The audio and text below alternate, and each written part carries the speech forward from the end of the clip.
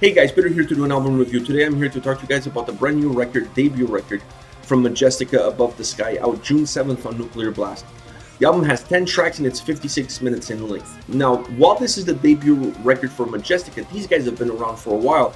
They were known as Rain Z. They decided to rebrand, give the band a facelift, change a few things, and one of the things that they changed is the name of the band. The other thing is they went from being a quartet to being a trio.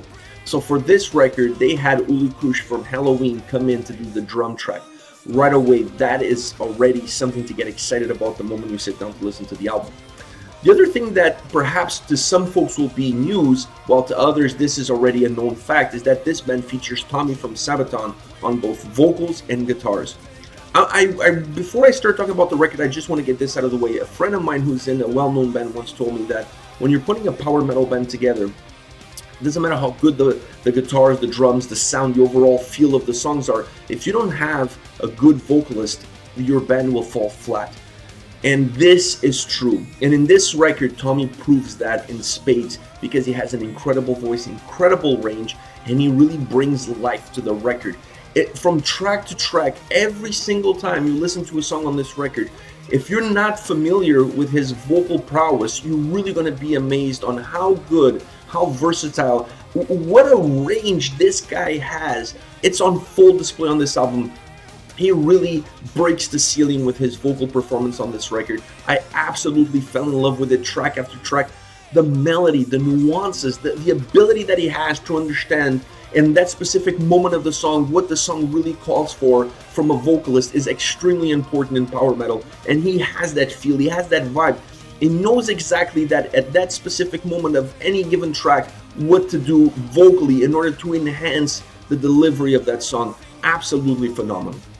There are other elements that I will talk about more later down the road, but I really wanted to get this out of the way because I don't think sometimes he gets enough credit for how good of a vocalist he is, and he's absolutely amazing. Now, as far as this record is concerned, this is to me a power metal album that has a lot of symphonic elements added to it, but it has other components. It has a little bit of new wave of British heavy metal, it has a little bit of 80s hair metal, glam metal, even a little bit of 80s pop vibe into it. So there's a lot of genres at play, but I would say this is a pure power metal album that just relies heavily on symphonic elements and, like I said, and then other components. Now, from those symphonic elements, to me, it's really important when you have a power metal album like this and you're using symphonic elements to enhance those songs, it's important that you don't fall in love with them and then they don't become the main all and be all of the record. That the record is not designed around those symphonic elements, but rather that they use those symphonic elements to enhance the beauty, enhance the songs, the melody of the record. To me, this is exactly what they've done. The structure, the DNA, the spinal cord of the album is power metal, and then the symphonic elements that they added throughout the record, throughout the tracks, are there to be more in the background, to be more as something that enhances the beauty, enhances the flow, enhances the melody, and it gives life and light and brightness to the tracks. And that to me was really important. I was really concerned that perhaps they were going to rely too much on those symphonic elements, have them in the forefront, and that would kind of overshadow everything that needs to be in full sight, like the guitars, like the drums, especially the vocals. So that's not what happens on this record. To me, this is as good as you can put a power metal record with symphonic elements without letting one overshadow the other. The elements are really there in order to serve the songs to feel like they have a much larger than life purpose, a better overall sound. Now, as far as the structure of the album is concerned, it really has a nice fluidity to it. This is an album that plays extremely well. From the time you start listening to the first song to the time you finish the last song, you kind of lose yourself within the tracks because there's such a nice fluidity to it. There's a little bit of a break here and there. There's some songs that are your power metal driven, just like a lot of fast tempos to it, and then you have some more mellowed out, almost pure heavy metal tracks with still some power metal components, some of them in the verses, some of them in the chorus, that allow the song, while more methodic, to pick up some speed at some key moments. So you have a little bit of that. Then you have a power ballad right in the middle of the record. So you have a little bit of everything on this record. You have a lot of variety as far as the styles of the songs are concerned. but the overall blanket of the record is one of a power metal album. So that's kind of the glue that holds this whole record together, while allowing some songs to go in a little bit of a different direction. Some of them going even on a different direction lyrically. So this is a very diverse but a very uniform sounding record, and it's an absolutely incredible record from the first to the last track. Now, I touched already on the vocals from Tommy. To me, that's one of the key components of any good power metal album, is to have a good vocalist. To me, the other two is guitars and drums. Those two things are absolutely essential. In this one, I want to start with the drums. I really like, it's almost like the forgotten hero of power metal, the drums. And I really like what this album had to offer as far as the drums were concerned. In some cases, absolutely blistering, just to match the speed that you're getting from the guitar riffs. So you just have this sense of like absolutely fire, shotguns being fired at you. It's just absolutely relentless, the drums. And in some songs, they're more mellow, they're more methodic. They set a different mood, they set a different tempo. But overall, the drums on this record are absolutely amazing, really well done. They really enhance the song and help enhance the overall atmosphere that each track has. On the side of the guitars, I want to say that this album has incredible, like outstandingly lightning fast guitar riffs. It's packed with melody, incredible solos. This album, for the lovers of guitar playing, this album has a lot to be excited about. You're talking about tracks with multiple solos. You're talking about tracks that combine guitar solos with keyboard solos, with bass solos.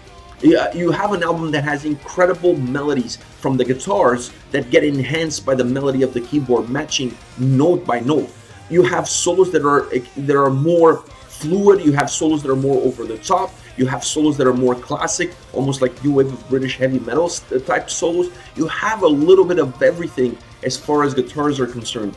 But the key component throughout all of those aspects is that the quality is extremely high as far as the guitars are concerned. I really love the sound that they give. I love the vibe that they give, the feel, the atmosphere that they give the album. It's one of those records that the more you're listening to, the more little key things you start to find here and there, specifically from the guitar side.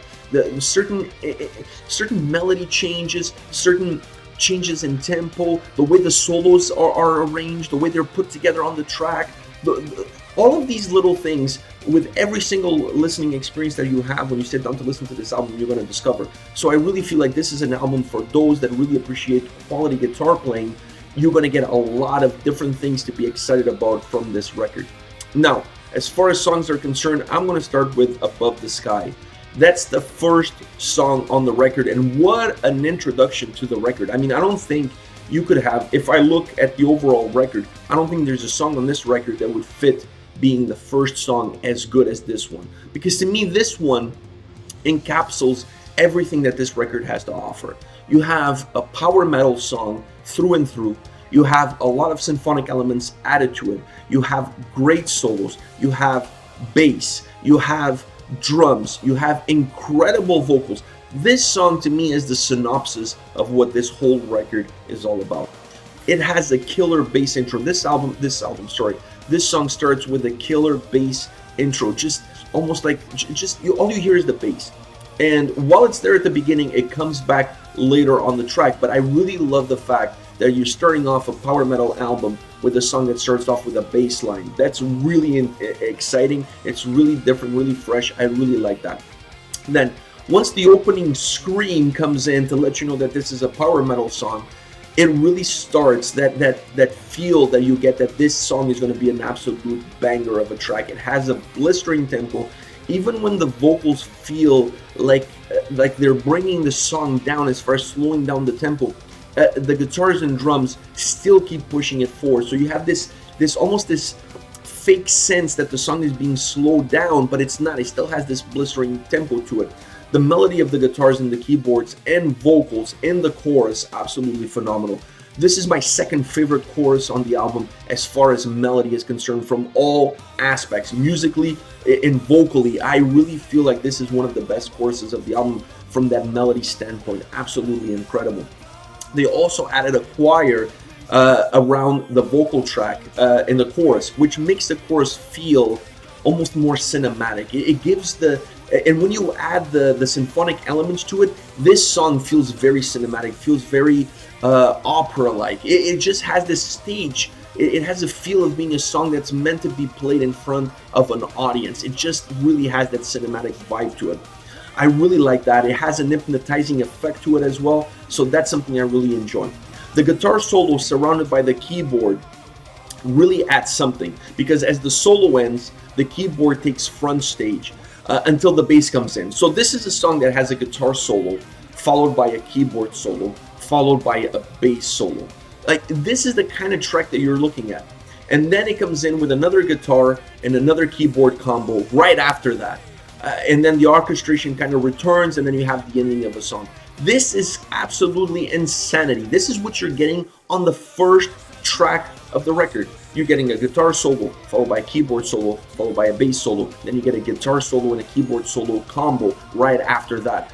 Absolutely incredible. Then you get the chorus once again. It's absolutely an incredible song, the way it's structured, the way it's played, the way it's put together. And to have this as your first track, it just leaves you salivating for what the rest of the album has to offer. That's why I feel like this is the best song to get the album started, because it's also the song that really will give you a glimpse to the overall feel of the record. The next song I want to talk about is Mötley True. This song at the beginning, I'm going to tell you guys, this was not one of my favorites, because it feels like a song that's made up of two songs. It feels like there's one song, and then there's the last minute and a half, it's a separate song that just got merged together. So at the beginning, I wasn't a huge fan of the song. The more I played it, the more I heard it, the more it grew on me. I love the keyboard intro of this specific track. It gets stretched out into the song, so that melody of the keyboard gets stretched out into the song, but it drops more into the background afterwards. It's not as much into the forefront, it's more as a melody setter in the background. This is more a heavy metal song, at least in the first part of it. But this, to me, more than a heavy metal song, this is a heavy metal anthem style song.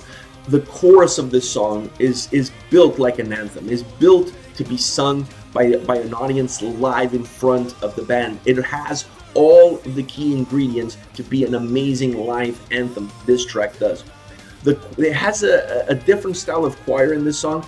It has a choir chanting almost like a call answer that you get between the vocalist and the choir, where the choir asks a question and the vocalist answers. It has that kind of a vibe to it. So that adds to that whole anthem atmosphere that this track has. And that, to me, was what originally caught my attention as far as this song is concerned.